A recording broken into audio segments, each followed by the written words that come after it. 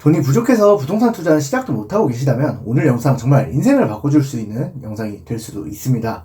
단돈 2천만원, 3천만원으로 수억을 벌 수 있는 기회가 주어지신다면 그냥 지나치실 건가요? 저는 5천만원이 안 되는 소액으로 6년 동안 30건 이상의 투자를 하고 있고요. 실제로 지금도 수천만원으로 이런 차익을 거두고 있습니다. 오늘 썸네일을 보고 오신 분들은 거짓말하고 있다고 생각하시거나 혹은 믿지 못하실 수도 있습니다. 하지만 진짜 가능한 이야기라는 걸 지금부터 제 직접 투자했던 사례들로 보여드리겠습니다. 오늘 영상 끝까지 보시고도 말이 안 되는 이야기인지 한번 판단해 보시죠.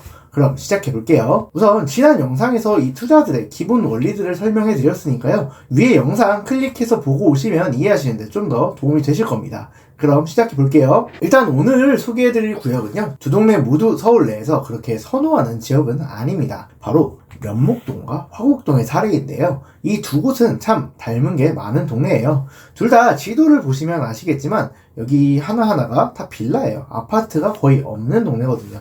그러다가 이번에 오세훈 시장이 굉장히 많은 정비구역들을 지정해주면서 두 동네 모두 천지개벽을 준비하고 있는 그런 동네입니다. 이렇게 굉장히 많은 재개발 구역들이 존재하고 있는데요. 이 많은 구역들 중에서 저는 두 개 구역을 비교해서 재미있는 투자 사례를 가져와 봤습니다. 바로 면목동 모아타운과 화곡동 모아타운을 비교해 볼 겁니다.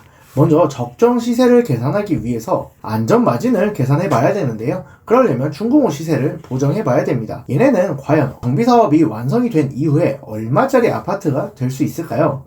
이걸 계산하기 위해서 주변의 아파트를 한번 찾아보겠습니다. 면목동 같은 경우에는 대장급이라고 할 만한 아파트는 사가정 아이파크 하나가 있고요. 화곡동 쪽에서는 강서 힐스테이트라고 대장이라고 할 만한 아파트가 있습니다.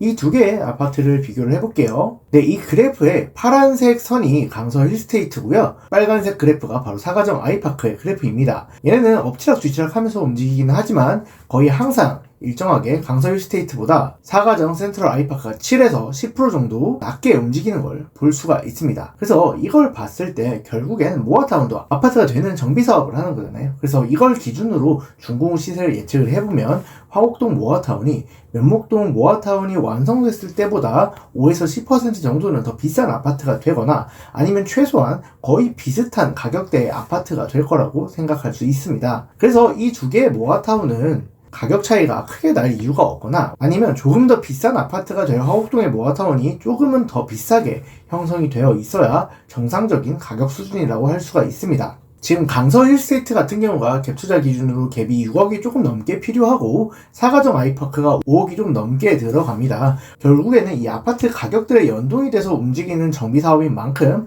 당연히 화곡 모아타운의 투자금이 면목동 모아타운보다 조금은 더 비싸거나 아니면 최소한 비슷한 가격을 형성하고 있어야 정상적이라고 할 수 있습니다. 그렇다면 이 두 곳의 가격은 얼마 정도를 형성을 하고 있을까요? 근데 지금 이 두 곳을 비교를 해봤을 때요. 현재는 면목동 모아타운이 훨씬 비싼 금액대에 형성이 되어 있습니다. 면목동 같은 경우에는 투자금이 1억에서 1억 4천 수준 정도와 형성이 되어 있어서 프리미엄이 이미 어느 정도는 붙어있는 가격선에서 움직이고 있고요. 반면에 화곡동 같은 경우에는 아직도 투자금이 4천에서 6천 수준으로 아직도 마이너스 프리미엄 단계에서 움직이고 있습니다. 그리고 심지어 사업도 화곡동이 한 1년 정도는 더 빠르게 가고 있습니다. 물론 이것만으로 모든 투자 가치가 결정되는 건 아니에요. 그러나 만약에 이것만 보고 두 사업지 중에 뭘 할지 골라야 된다고 하면 사실 고민할 이유가 전혀 없는 거죠. 그냥 화곡동이 엄청나게 저평가 중인 거거나 아니면 면목동이 엄청나게 고평가인 겁니다. 하지만 면목동은 현재 가격 정도가 그렇게 비싼 가격 수준 같지는 않고요. 개인적으로는 화곡동이 굉장히 큰 저평가를 받고 있다고 생각을 하고 있습니다. 그래서 여기가 저평가라고 판단을 해서 저는 이곳에 투자를 했고요. 그럼 어떤 이유로 화곡동이 이렇게 저평가가 일어났는지, 그러면 적정 가치는 어느 정도인지 투자 가치를 좀 더 면밀하게 살펴보겠습니다. 제가 이 구역 같은 경우에는 유료 강의에서도 많이 언급하는 구역인데요.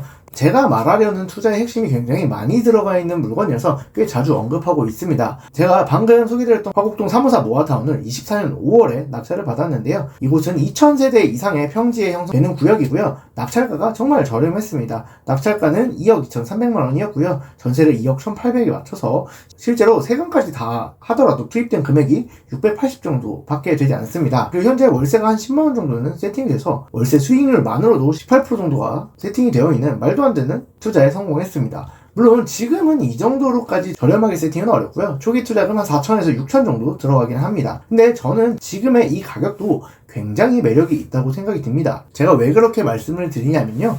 여기를 사온 시점이 모아타운 과정상 정비구역 지정과 동일한 관리계획 수립 단계 이후에 사왔는데요. 재개발 사업 진행 단계를 배우시면 아시겠지만 정비구역 지정이 되어야만 비로소 여기가 본격적으로 재개발을 하는 곳입니다 라고 구와 시에서 인정해주는 단계라고 할 수가 있습니다. 이 후보지와 선정지를 많이들 헷갈려 하시는데 처음에 모아타운이나 재개발이 지정이 됐다고 나오는 대부분의 기사는요, 실제로 재개발이 시작이 된 게 아니라 후보지로 선정이 됐다는 기사인 경우가 많습니다.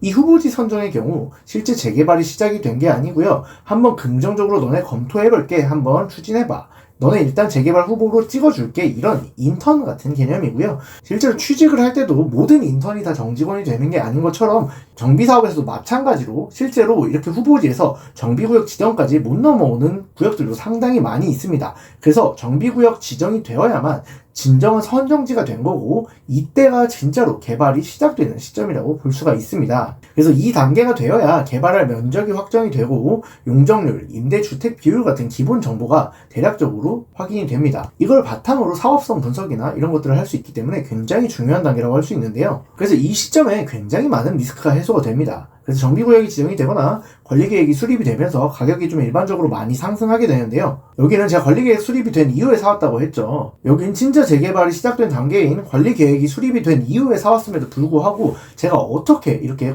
돈을 거의 들이지 않고 사올 수가 있었을까요? 바로 이 부분이 우리가 중요하게 눈여겨봐야 할 첫 번째 투자 포인트입니다. 제가 사왔던 24년 5월이 빌라 시장의 진짜 찐 바닥이기도 했고요. 무엇보다 이곳이 전세 사기 때문에 매물이 어마어마하게 많았었습니다. 2023년과 2024년 전세 사기 정말 난리도 아니었죠. 전세 사기라는 두려운 단어 안에 모두가 좋아하는 시장에는 없는 숨은 기회가 정말 많이 있었습니다. 허곡동은 전세 사기의 메카로 불리면서 정말 어마어마하게 많은 경매 매물이 쏟아졌는데요. 그리고 모아타운 선정지라고 크게 다르지 않았습니다. 일반적으로 재개발이 선정이 되게 되면 매물이 잠기고 매매가가 올라가면서 전세 사기까지는 터지지 않는 게 일반적인데요. 근데 이 시기에는 역전세가 너무 많이 터지고 너무 많은 전세 사기 매물이 나오다 보니까 그렇지가 않았습니다. 재개발로 인한 매매가 상승보다도 경매와 전세 사기로 인한 가격 하락이 더 심했고 가격이 도저히 오를 수가 없었어요. 그래서 여기 이제 모아타운 구역 안에서도 이렇게나 많은 경매 물건이 나온 걸 볼 수가 있었습니다. 저는 그래서 여기 가격이 오르지 않았던 게 전세 사기 때문이라고 확신을 했고 이걸 어떻게 검증해 볼 수 있을지를 많이 고민해 봤습니다. 그래서 만약 이 인근에 전세 사기가 없었던 구역이 있다면 그곳과 비교를 통해 알아볼 수 있겠다고 생각을 했어요. 그리고 마침 이 동네에는 바로 전세 사기가 없었던 옆 동네에서 모아타운 사업을 진행하고 있는 곳이 있었고요. 이곳의 가격을 보면 현재 이곳의 저렴한 금액이 전세 사기 때문인지 아니면 그냥 가치가 없어서인지 알 수가 있었습니다. 사실 많은 분들이 허곡동 하면 모든 곳에 전세 사기가 있었을 거라고 생각을 하시는데요. 실제로는 그렇지는 않았고요. 전세 사기는 기본적으로 공급보다 수요가 압도적으로 많은 곳에서만 발생할 수가 있습니다. 이 화곡일동 354 모아타운 부분의 경우에는요, 지하철역과 그렇게 멀지가 않고 평지에 위치해 있어서 선호도가 그래도 좀 높은 반면에 이 허곡 6동의 경우에는요, 역과 굉장히 멀고 경사를 끼고 있어서 수요가 그렇게 많지 않았습니다.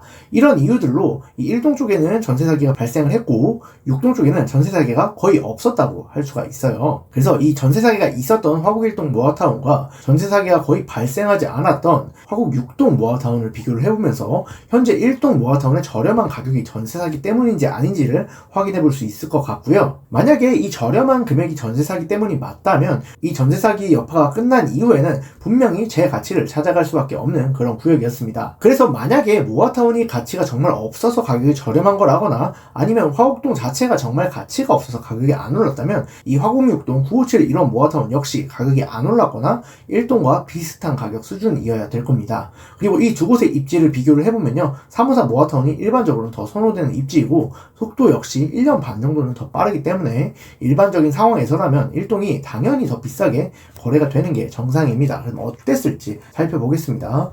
일단 6동 모아타운 같은 경우는요, 현재 지하철역이 도보 18에서 20분 정도 거리가 소요가 되기 때문에 버스 환승을 통해서 지하철을 이용하는 분들이 많은 편입니다. 그리고 학교도 도보로 10분 이상 걸리기 때문에 좀 멀고요. 약간의 오르막을 끼고 있어서 일반적으로 선호되는 지역은 아니었습니다. 그리고 땅의 용도 역시 좋지가 않아서 사업성이 좋은 편이 아니었어요. 이렇게 선호되는 입지가 아니다 보니까 전세가 잘 안 맞춰졌고요. 이 당시 전세가 이미 상당히 부족했는데도 불구하고 이 시기에는 126%로 잘 안 나가던 그런 지역이었습니다. 이렇게 수요가 없는 곳에서는 전세 사기가 사기가 부수적으로 발생할 수 없다 보니까 전세 사기가 발생하지 않았고요. 여기가 전세 사기가 없었고 투자자들이 많지 않은 곳이다 보니까 모아타운 후보지로 선정된 이후 호가를 올리거나 매물을 많이 거뒀습니다. 그래서 몇 개 없는 매물의 가격을 시장에서 받아주기 시작하니까요, 금액이 상당히 올랐습니다. 그래서 여기는 당시에 평균적으로 갭 6천에서 7천 정도, 많게는 8,500까지도 거래가 됐었는데요. 이 당시 호가는 대부분 8,500에서 1억 정도를 부르고 있었어요. 그렇다면 같은 시기에 화곡일동 모아타운은 어느 정도였을까요? 네, 화곡일동 모아타운은 6동에 비해서는 위치적으로는 훨씬 선호되는 위치였습니다. 화곡에서 몇 안 되는 평지 지형이고요. 역에서 도보로 한 7분 정도 걸리는 그런 위치에 소재에 있습니다. 그리고 초등학교, 중학교도 3, 4분 이내에 들어올 만한 그런 곳이어서 전세 역시 일주일 안에 대부분 맞춰지고 있었고요. 그리고 보증보험 금액 126%에 월세 10만원 정도를 붙어도 정말 전세가 잘 나가는 수준의 그런 동네였습니다. 그래서 이것만 보더라도 확실히 6동 대비 입지로는 훨씬 더 선호되는 곳이라고 할 수가 있고요. 아파트가 됐을 때는 앞에서 봤던 6동보다는 분명히 1동이 일반 분양가도 중공 시세도 더 높을 만한 그런 지역이라고 할 수가 있습니다. 그런데 아까 이곳은 경매 매물 개수에서 보셨던 것처럼 경매가 엄청나게 많이 나왔고요. 그 경매를 받은 분들이 아주 싸게 사서 다시 싸게 되파는 전략을 많이 썼습니다. 그러다 보니까 이 구역에는 낮은 호가에 물건들이 계속해서 쌓였고요. 매물은 상당히 많았고요. 그래서 거래를 살펴보니까요, 아주 가끔 높은 거래도 찍히기는 했지만 대부분은 갭 3천에서 4천 정도대의 거래가 많았고 금매들은 2천대에도 나오기도 했었습니다. 저는 이 당시에 서울 전역의 모아타운과 재개발들을 보고 다니고 있었기 때문에 지금의 이곳의 금액은 말이 안 된다고 느꼈습니다. 그리고 화곡 1동 쪽이 6동 쪽보다 최종 아파트가 완성이 됐을 때 분명히 더 비쌀 곳인데 심지어 속도도 더 빠른데 어떻게 여기가 더 가격이 훨씬 더 저렴할 수가 있지? 이건 말이 안 된다고 생각을 했습니다. 그래서 이건 정말 터무니없이 저렴한 금액이라고 생각을 했고요. 최소한 못해도 6동의 가격까지는 맞춰줘야 된다고 생각을 했고, 그리고 당시 화곡동보다 입지적으로 좀 더 떨어진다고 볼 수 있는 면목동이나 시흥동이나 미아동 같은 곳들도 거의 모아타운들이 대부분 투자금이 8천에서 1억 이상은 가고 있었던 상황이라 그 정도까지는 무난히 갈 수 있을 거라고 보았습니다. 그래서 여기까지 분석을 끝내고 나서 제가 입찰을 해서 받아온 거고요. 다시 제 사례로 돌아와서 제가 이 정도의 확신을 가지고 왔으니까 어떻게든 무조건 받아왔어야만 하겠죠. 그래서 저는 이 구역을 받아오기로 마음을 먹고 여기에만 6번 정도 입찰을 진행을 했고요. 그렇게 해서 저렴한 금액으로 받아올 수 있었던 그런 물건이었습니다. 그래서 이 화곡일동 모아타운 같은 구역은요, 전세 사기 이슈 덕분에 엄청나게 저평가되어 있던 그런 곳이었고요. 그리고 제가 말씀을 드리지는 않았지만 여기 추진위가 굉장히 유능합니다. 그래서 생각보다 더 빠르게 동의서가 잘 거치고 있고요. 이것은 현재 75%를 넘어서 78%까지 동의를 얻었습니다. 그래서 어지간하면 올해 안에는 조합 설립이 대부분 될 거고요. 그리고 최근에 SH 공공 시행 사업으로 선정이 되면서 시에서도 밀어주고 그 덕분에 사업성이 정말 많이 개선될 그런 구역입니다. 그래서 이렇게 받아오고 나니까 제가 생각했던 것처럼 이 7, 8개월 사이에 6동 쪽은 가격이 조금 빠졌고요. 1동 쪽은 가격이 좀 오르면서 이제는 두 구역의 호가가 거의 비슷해졌다가 이제 1동 쪽이 조금씩 더 비싸지고 있습니다. 그럼 이제 정상일까요? 아닙니다. 그래도 아직도 1동이 많이 쌉니다. 왜냐하면 1동이랑 6동 자체가 지금 비슷한 수준이면 안 됩니다. 모든 면에서 1동이 더 비싸야 됩니다. 그렇다고 지금 6동이 비싼 금액이냐? 그것도 아니거든요. 6동도 현재 굉장히 저렴한 금액인데 1동이 6동과 비슷하다? 이거는 굉장히 1동이 여전히 저평가라는 걸 볼 수가 있고요. 그리고 화곡동보다 입지적으로 좀 더 아래라고 볼 수 있는 면목동이나 시흥동이랑 비교를 해도 더 사업이 느리게 진행되는 곳들보다도 싼 상태라서 현재 이곳은 여전히 많이 저렴한 상태라고 볼 수가 있습니다. 아마 이곳의 전세 사기가 완전히 끝나고 나면 다시는 볼 수 없는 금액이라고 생각을 하고요. 저는 이걸 27년쯤에는 매도를 생각을 하고 있는데, 그래서 이걸 얼마에 매도를 할 거냐, 저는 4억 5천에서 5억 정도 매도를 생각하고 있는데요. 이 얘기를 들으시면 대부분은 이런 반응을 보이실 것 같아요. 이게 뭔 개소리야, 이런 반응을 보이실 것 같은데, 제가 이 금액을 산정하게 된 이유를 말씀드리겠습니다. 여기는 이제 올해 조합 설립을 끝마치고 제반 작업들을 모두 한 이후에 내년에 시공사 선정을 마치고 사업 시행 인가까지 목표로 달리고 있습니다.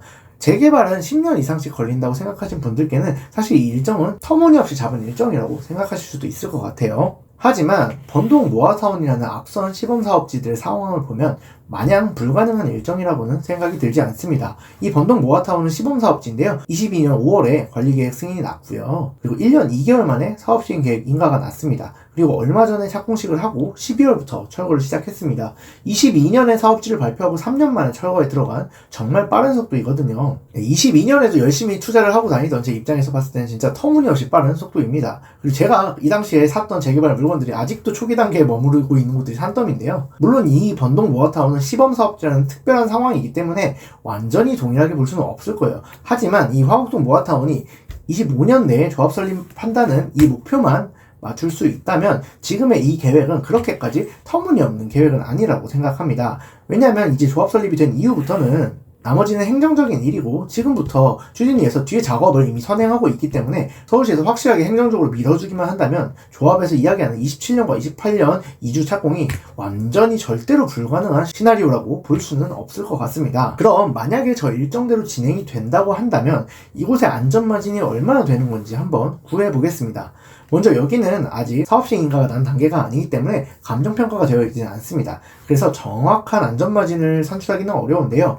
그래도 최근에는 이런 사업장들이 분석하기가 정말 많이 쉬워졌습니다. 왜냐면 조합설립 동의서를 진구를 할 때 추정 감정평가와 조합원 분양가 그리고 예상 분담금을 고지해야만 연본 동의서가 발부가 되는 그런 상황이기 때문에요. 그래서 이 추정 분담금과 조합원 분양가가 발표가 되기 때문에 이게 타당하다는 가정하에 이걸 기준으로 우리는 안전마진을 계산해 볼 수가 있습니다. 제가 그래서 비교 대상 아파트를 먼저 이 두 정거장 거리에 있는 강서 1스테이트로 잡아보았고요. 이걸 기준으로 해서 이 화곡일동 모아타운은 얼마 정도의 아파트가 될 수 있을지를 한번 계산해 보겠습니다. 저 강서 1스테이트 같은 경우에는 2000세대가 넘는 대단지 아파트의 우장산역 초역세권이고요. 그리고 마곡에 대한 접근성이나 현재 정주환경이 굉장히 좋은 점을 감안해서 현재 화곡일동 모아타운은 입지를 한 10% 정도 마이너스를 주고 마진을 계산을 했고요.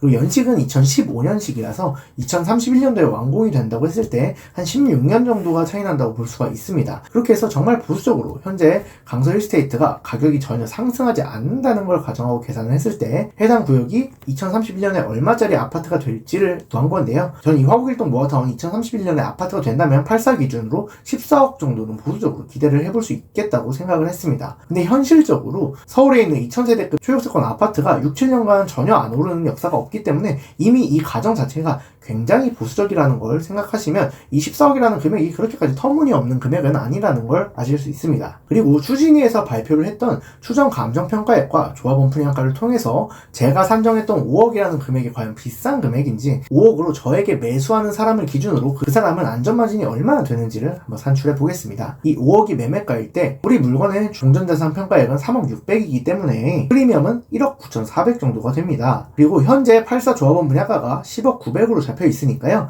총 매매가는 조합원 분양가에 프리미엄을 더한 12억 정도가 되고요. 우리가 기대했던 최소 14억에서 이 매매가 5억에 매수를 한다는 건요. 최소 2억 이상의 안전마진을 가져갈 수 있는 매매가이기 때문에 이 5억에 매수를 한다고 하더라도 이 매수자도 충분히 매력을 느낄 만한 그런 가격이라고 할 수가 있습니다. 근데 이 계산은 정말 보수적으로 잡은 계산입니다. 왜냐하면 이 계산에는 이 117%인 비례율도 들어가지 않았고요. 그리고 이 강서 1스테이트가 10년간 전혀 오르지 않았다는 가정이고요. 조합원 분양가나 분담금 역시 SH 공공시행 선정 전에 발표했던 금액이라서 SH 선정 이후에 사업성이 훨씬 좋아진 지금은 아마 이 비례율이 더 올라가거나 조합원 분양가가 더 낮아질 그럴 가능성이 더 높습니다. 그래서 이주 시점에 매도를 한다면 5억이라는 매도가가 전혀 과하지 않다고 생각을 하고 있고요. 이 금액을 받지 못할 거라면 굳이 매도를 하기보다는 들고 가면서 천천히 일반 분양 이후에 아파트로 매도를 하거나 준공 이후에 입주까지 해서 비과세로 매도를 하는 쪽이 훨씬 더 큰 수익을 가져다 줄 거라고 생각을 합니다. 그래서 이 사업에서 가장 중요한 건요.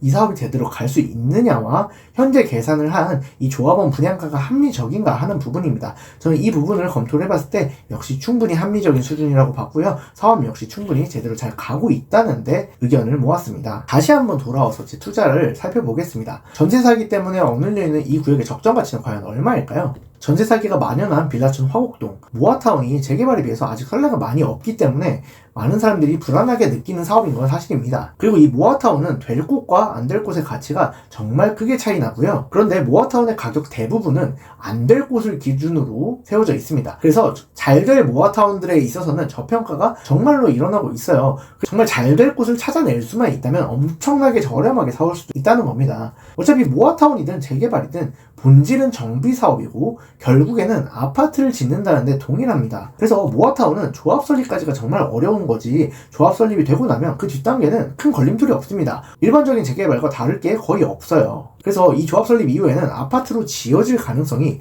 되지 않을 가능성보다 훨씬 높다고 할 수 있고요. 그리고 또 많은 분들이 궁금해하는 부분이 바로 이 분담금입니다. 어차피 이거 분담금이 너무 비싸서 결국에는 아파트를 받을 수는 없지 않느냐 이렇게 생각을 하시는데요. 절대 그렇지 않습니다. 제가 이걸 끝까지 들고 가면 저는 진짜 500만원 정도 들여서 실제로 14억짜리 아파트를 가져갈 수가 있는 건데요. 어떻게 이게 가능할까요? 우리가 이거 실제로 아파트를 받으려면 분담금을 내야 합니다. 그래야 온전히 진짜 정비사업으로 받게 되는 아파트가 내 것이 되는데요. 이 분담금이 요즘에는 작지가 않아서 그게 문제입니다. 그래서 이 7억이라는 분담금이 발표되고 나면요. 굉장히 많은 조합원들이 또 덜덜 떨면서 물건들을 내던질 거예요. 그래서 시작 전부터 이 분담금을 걱정하시는데 그럼 소액 투자자인 우리가 어떻게 이 큰 분담금을 감당할 수 있을까요? 생각보다 굉장히 간단합니다. 전세를 맞춰서 해결하면 됩니다. 우리가 내야 할 분담금이 7억인데 7억 이상에만 이 아파트의 전세를 맞추면 내 돈 들어갈 게 과연 있을까요? 아까 비교 대상으로 잡았던 강서힐스테이트의 전세가를 한번 볼게요. 갱신거래는 빼고 신규 계약 기준으로 대부분 7억 5천에서 8억 선에서 거래가 되고 있습니다. 근데 그리고 이 아파트가 현재 2015년식이거든요. 과연 2032년식에 지어지는 신축 아파트가 전세가 7억을 못 맞출까요? 2032년에는 모든 물가가 더 올라 있을 겁니다. 그때 뭐 식당에서 소주는 한 8,000원 정도 하지 않을까요? 지금 기준으로도 7억 5천 정도의 전세를 무난하게 맞추는데